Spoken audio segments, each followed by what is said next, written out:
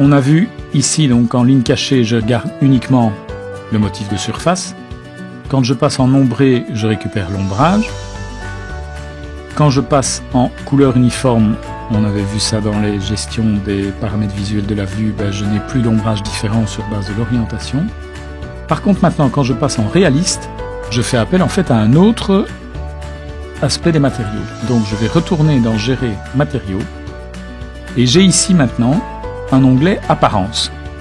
Alors la gestion de l'onglet Apparence, en fait, je vais avoir accès ici aux matériaux dans leur aspect quelque part image de synthèse. Donc en fait ces matériaux-ci, ce sont des matériaux qui vont pouvoir être utilisés directement pour calculer une image ou lorsque je vais exporter mon modèle 3D vers 3D Studio Max, j'aurai la récupération de ces matériaux en matériaux Mental Ray. Donc le moteur de rendu qui permet de calculer des images de Revit est le même que le moteur qui se trouve dans 3D Studio Max et donc les matériaux que j'ai ici dans l'apparence, ce sont des matériaux Mental Ray.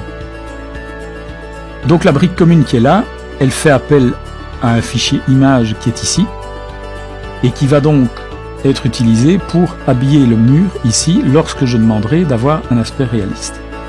Alors je vais pouvoir faire certains réglages, donc par exemple vous avez vu que j'avais pris au niveau de la brique commune quand je suis en ombré, j'ai rendu la brique jaune, eh bien je pourrais très bien dire voilà ce n'est pas une brique rouge que je souhaite avoir ici mais c'est une brique jaune et donc je vais pouvoir avoir ici un remplacement de ressources, donc je vais venir cliquer sur ce bouton là et je vais pouvoir, de la même manière que je l'avais fait ici en dessous au niveau des matériaux pour ajouter un matériau dans mon projet, je vais pouvoir venir ici au niveau de mes ressources Autodesk et venir par exemple dans les maçonneries et prendre une brique jaune, ici par exemple. Voilà, vous voyez qu'elle est modifiée ici derrière et donc il va utiliser maintenant un autre rendu pour ce matériau là. Brique commune, je fais OK. Et j'ai maintenant une autre brique représentée en surface au niveau de l'apparence et donc au niveau de réaliste ici. Alors, si j'ai besoin d'avoir un autre mur avec une autre brique, eh bien je pourrais, alors ça on le verra plus tard, dupliquer le type de mur pour utiliser une autre brique, mais donc je pourrais, si par exemple j'ai une brique commune ici que je souhaite différencier d'une autre, je pourrais très bien renommer la brique ici pour l'appeler brique jaune. Voilà. Et puis je pourrais, en gardant les mêmes aspects en surface et en coupe, je pourrais dire que je vais dupliquer ce matériau pour l'appeler brique rouge. Et donc, à ce moment-là, au niveau de la brique jaune et de la brique rouge, forcément pour l'instant les paramètres sont tous identiques puisque j'ai dupliqué le matériau.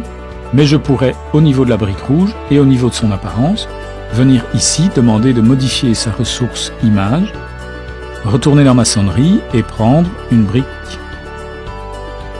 rouge par exemple, prendre voilà, ici voilà, c'est un autre type, voilà, et j'ai ainsi différencié maintenant deux briques que je pourrais utiliser dans des types de murs différents.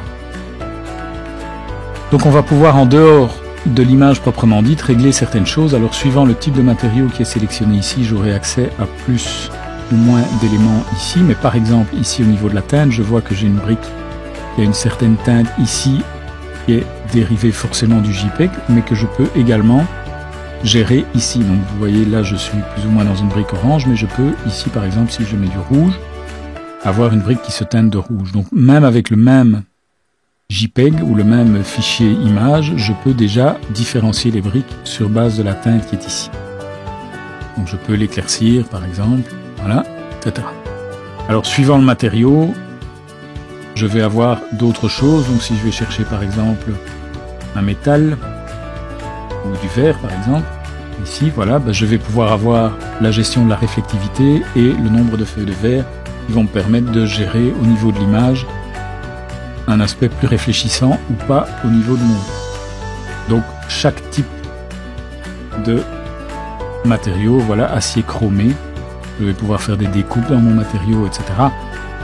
Le type de matériau ici, chrome, cuivre, laiton, bronze, etc. avec une finition poli, semi-poli, satiné, brossé. Donc là, il y a un peu, je vais dire, à vous de voir matériau par matériau les éléments qui sont modifiables ici. Donc ça, c'était pour les trois premiers onglets. On va dire qu'au niveau d'un modeleur architecture, donc au niveau de la partie Revit architecture proprement dit, ce sont les 3 principaux qu'on utilisera. Au niveau physique et thermique, qu'est-ce qu'on va avoir ici? On va avoir d'autres éléments qui sont accessibles. Donc par exemple, un coefficient de dilatation thermique, des éléments ici, module de Young, coefficient de Poisson, etc. Ne me demandez pas ce que c'est, je n'en sais rien. Limite d'élasticité, tout ça fait qu'en fait, donc, comme je l'ai dit au départ, Revit est un logiciel base de données, donc je vais avoir des modules qui vont me permettre de faire différents types de travaux sur le modèle 3D. Et donc je vais par exemple pouvoir exporter ce modèle 3D dans des logiciels de calcul de structure. Et donc à ce moment-là, au niveau de la modélisation, il va utiliser ce genre de choses-ci pour le calcul des résistances de matériaux dans ma maquette. Idem ici pour tout ce qui concerne les calculs de déperdition thermique. Ça, ce sont des aspects dans lesquels nous ne rentrerons pas au niveau de cette formation-ci.